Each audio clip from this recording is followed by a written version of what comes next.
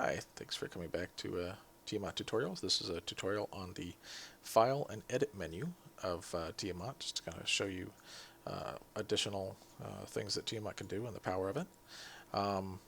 So far I've been showing a lot of different other aspects of Tiamat and what it can do. But of course this doesn't really help you if you can't actually save your Tiamat scripts. So in Tiamat you can go to File, you can load a script, you can save a script, you can save as, you can import a template, which I'll get into, and you can also import parts of a script. And then there's also a nice help file for you to look at that explains all the different parts of Tiamat. So let's save as, because we have not saved yet. And right now I'm in Tiamat tutorial scenes. I like to save it under render data. You can save it wherever you'd like, but let me just save it under render data, and I usually create a folder called Tiamat, and within that folder I will say Tiamat tutorial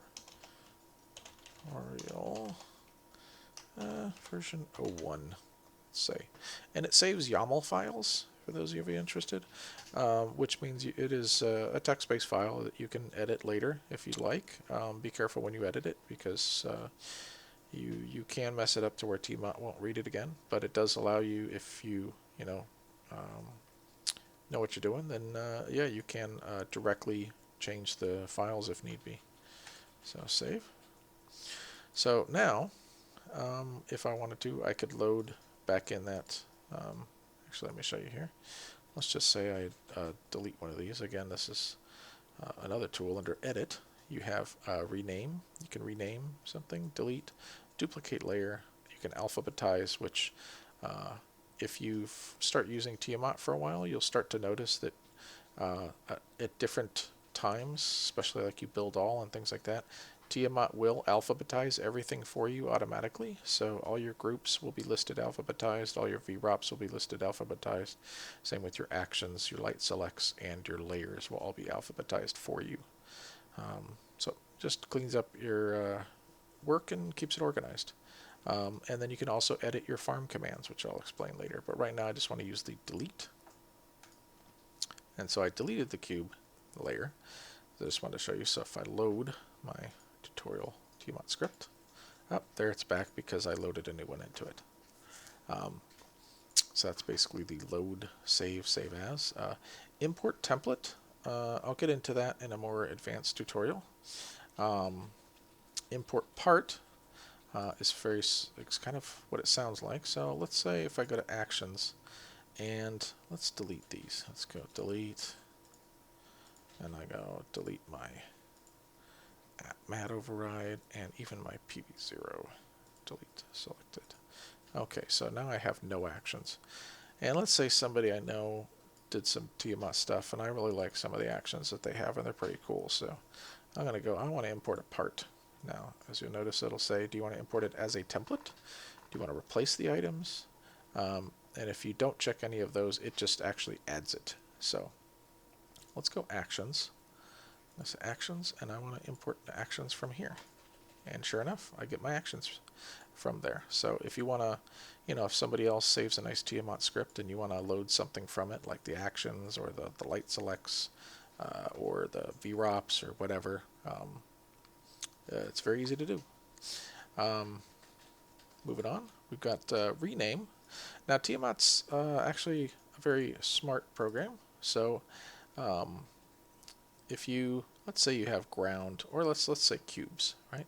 We have our cubes group, and I don't want to call it cubes, so let's rename that. I want to call it squares. Squares group. I say apply. Now, what you'll notice is, again, it alphabetized it. So Tiamat set it to squares, which is using the cube group, so that still works. But now, what it's done, if you go through your actual layers, it has actually gone through your different render layers in the script and renamed anywhere that the cubes was used and put in squares. So that way, just because you renamed your group you're not breaking your entire Tiamat script. It actually searches through it for you and fixes it for you. So here you got squares. And then also, you'll notice in your VROPs, it does it the same thing. It searches through and says, where is squares? And I'm going to replace that, or where is cubes? And I'm going to replace that with squares. And even over here, now your selection lists have squares in it. So that, again, makes it nice and easy for you to rename things without breaking your entire script. You can duplicate layers really easily. So if you want to duplicate a layer, if you've got a whole bunch of things you've been doing for a layer and you want to create one that's sort of based off of that one, it's very easy to just select that and say duplicate layer. Let's call this dupe. Apply. So it creates a layer called dupe, and it is a duplicate of the one that you told it to duplicate. So again, when you would say build all, it builds accordingly as far as what you tell it to do. Again, alphabetize. So it alphabetizes all of this stuff for you. Edit farm commands.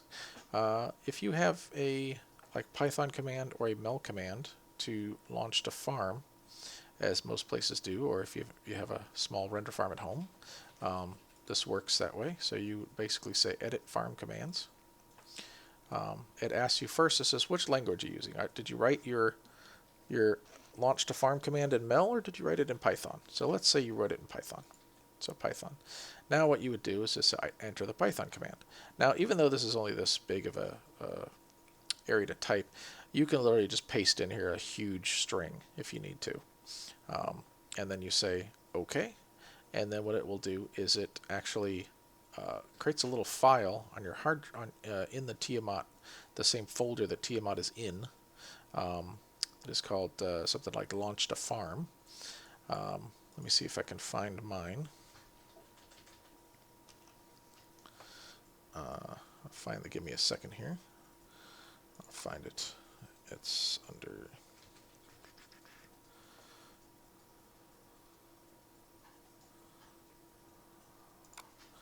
Sorry for the wait here. So under my, these are some of my other scripts along with Tiamat, but right here, sure enough, we have Tiamat farm command config, and that is a configuration file that it creates when you tell it to do the edit farm commands. Now when you first try to use edit farm command or launch to farm and you do not have a farm command that you have given it, it will then ask you to create a farm command in order to do the launch to farm. And that is it for file and edit. The only other thing is the templates, which I'll get into later in a more advanced version of a Tiamat tutorial. And thanks again, and hope you enjoy Tiamat.